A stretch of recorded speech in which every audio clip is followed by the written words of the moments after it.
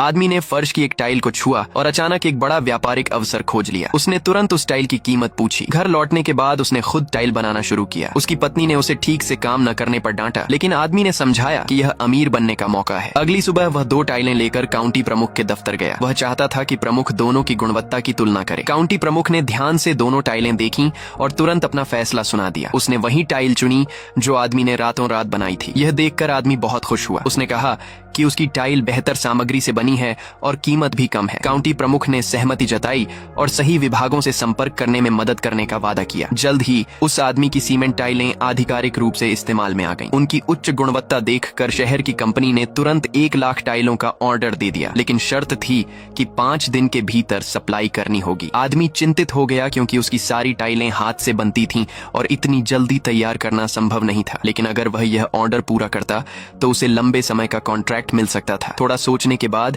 उसने दांत भींचकर हाँ कर दी। घर लौटकर उसने अपने सारे रिश्तेदारों को बुलाया और सबने रात भर मिलकर टाइलें बनानी शुरू की। लेकिन इतने बड़े ऑर्डर के लिए उनकी रफ्तार बहुत धीमी थी। जब शहर की कंपनी का ऑर्डर अधूरा ही था, तभी बाहर की एक कंपनी ने भी उससे काम करने की इच्छा जताई। रिश्तेदारों को थका हारा देखकर आदमी घबरा गया। उसे समझ आया कि इस तरह काम पूरा नहीं हो सकता, इसलिए उसने प्रोफेशनल मशीनें खरीदकर उत्पादन शुरू करने का फैसला किया। लेकिन काउंटी प्रमुख का मानना था कि उसे ऑर्डर उसकी हाथ से बनी टाइलों की गुणवत्ता की वजह से मिला है। आदमी ने तुरंत वादा किया कि अगर मशीनों को वह खुद मॉडिफाई कर ले तो उनसे बनी टाइलें पहले से भी बेहतर होंगी। मगर हर मशीन की कीमत 2 लाख थी और उसके पास इतने पैसे नहीं थे। यह सुनकर काउंटी प्रमुख ने सरकारी मदद दिलाई। जब मशीनें तैयार हुईं तो एक और समस्या खड़ी हो गई। आसपास के गांवों में पर्याप्त बजरी ग्रेवल नहीं बची थी। काउंटी प्रमुख ने बैठक बुलाई। पता चला कि जल विभाग ने अभी अभी एक नदी की सफाई की थी और उनके पास बहुत सारी बजरी पड़ी थी जिसका कोई उपयोग नहीं था। वह बजरी टाइल फैक्ट्री भेज दी गई। इस तरह कच्चे माल की समस्या भी हल हो गई। फैक्ट्री में बजरी से भरा ट्रक आता देख आदमी बहुत खुश हुआ। काउंटी प्रमुख की मदद से उसका टाइल व्यवसाय दिन ब दिन बढ़ता गया। 1 साल बाद उसने एक कंपनी शुरू की और यहाँ तक कि सरकारी नेताओं से पुरस्कार भी प्राप्त किया। लेकिन जब काउंटी नेता उसकी फैक्ट्री का दौरा खत्म कर रहे थे तो आदमी ने काउंटी प्रमुख को एक रहस्यमय डिब्बा दिया। जैसे ही प्रमुख ने उसे खोला, उसका चेहरा तुरंत बदल गया। उसने धीरे धीरे मोटी गड्डी नकदी की निकाली। ये देखकर बाकी सभी नेता तुरंत गंभीर हो गए।